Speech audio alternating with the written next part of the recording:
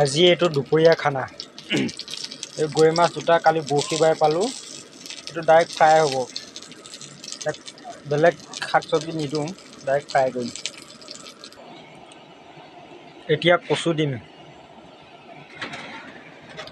এইখিনি কচু।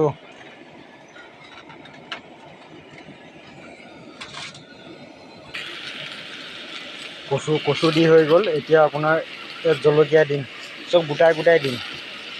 জলকীয়া দিম, এইটো ডাইৰেক্ট বইল হ'ব। এইটো পানী নিদিওঁ আৰু কচু পানী দিয়ে পূৰা সিজাই দিম। তাৰপিছত এইটো নহৰু পেলাই দিলোঁ।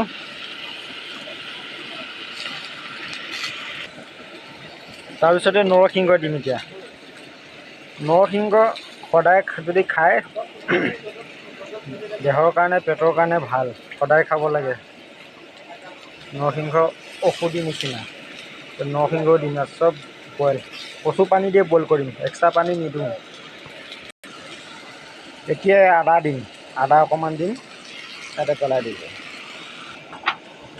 এতিয়া এইটো কণী বিলাহীটো দিম। কণী বিলাহী সদায় পিটিকি পেলাই গুটি পেলাই দিব। ডাঙৰ হওক সৰু হওক, ডাঙৰ জাতৰ হ'লেও সদায় গুটি পেলাই খাব। এতিয়া গেষ্ট্ৰিক নহয়, এইটো হজম নহয়।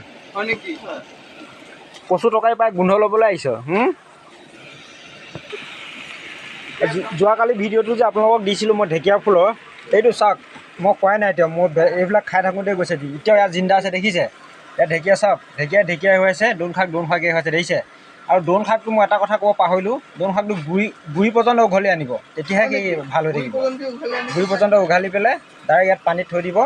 তাৰপিছত চাব এনেকৈ থাকিব। যোৱাকালি মই থৈ দিয়ে, এতিয়াও চাওক জিন্দা। ইয়াত পিঁয়াজো দি দিলোঁ, মানে চব বইল হ'ব। আদা, নহৰু, পিঁয়াজ, জলকীয়া, নৰসিংহ, কচু, বাছ চব কচু পানীতে সিজাই দিম। চাওক পূৰা পানী ওলাই আছে, কচু পানী। যদি ডাইৰেক্ট কচুটো শুকান হ'লে লাগা নাপালে লাগিলে অকণমান পানী পেলাই দিব কেৰাহীতে। তাৰপিছত পূৰা পানী অট'মেটিক ওলাই থাকিব কচু পানী। ইমানেই আজি। এতিয়া এইটো সিদ্ধ হোৱাৰ পাছতে পিটিকিম আৰু ভাত খাম, বছ একদম মজা।